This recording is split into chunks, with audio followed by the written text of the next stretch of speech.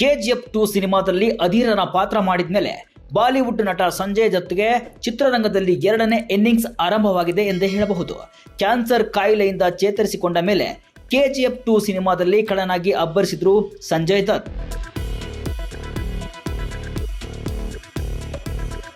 ಸದ್ಯ ಚಿತ್ರರಂಗದಲ್ಲಿ ಸಖತ್ ಬಿಜಿ ಇರುವ ಸಂಜಯ್ ದತ್ ಹೊಸ ಕಾರೊಂದನ್ನ ಖರೀದಿ ಮಾಡಿದ್ದಾರೆ.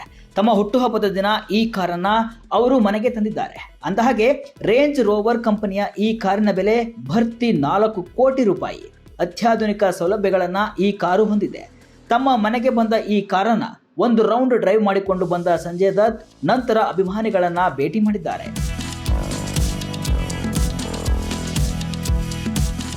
ಇನ್ನು ಸಿನಿಮಾ ವಿಚಾರಕ್ಕೆ ಬರುವುದಾದರೆ ಕೆಜಿಎಫ್ 2 ಬಳಿಕ ಪುನಃ ಕನ್ನಡಕ್ಕೆ ಸಂಜಯ್ ದತ್ ರೀ ಎಂಟ್ರಿ ನೀಡಿದ್ದಾರೆ. ಜೋಗಿ ಪ್ರೇಮ್ ಮತ್ತು ಧ್ರುವ ಸರ್ಜಾ ಕಾಂಬಿನೇಷನ್ ಸಿನಿಮಾದಲ್ಲಿ ದಕ್ ದೇವಾ ಎಂಬ ಪಾತ್ರವನ್ನ ಸಂಜು ನಿಭಾಯಿಸಿದ್ದಾರೆ. ಕಳೆದ ವರ್ಷ ತಮಿಳಿನ ಲಿಯೋ ಸಿನಿಮಾದಲ್ಲಿ ನಟಿಸಿದ್ದ ಅವರು ಈ ವರ್ಷ ತೆಲುಗಿನ ಡಬಲ್ ಸ್ಮಾರ್ಟ್ ಸಿನಿಮಾದಲ್ಲೂ ಕೂಡ ತಮ್ಮ ಕದರ್ ತೋರಿಸಿದ್ದಾರೆ.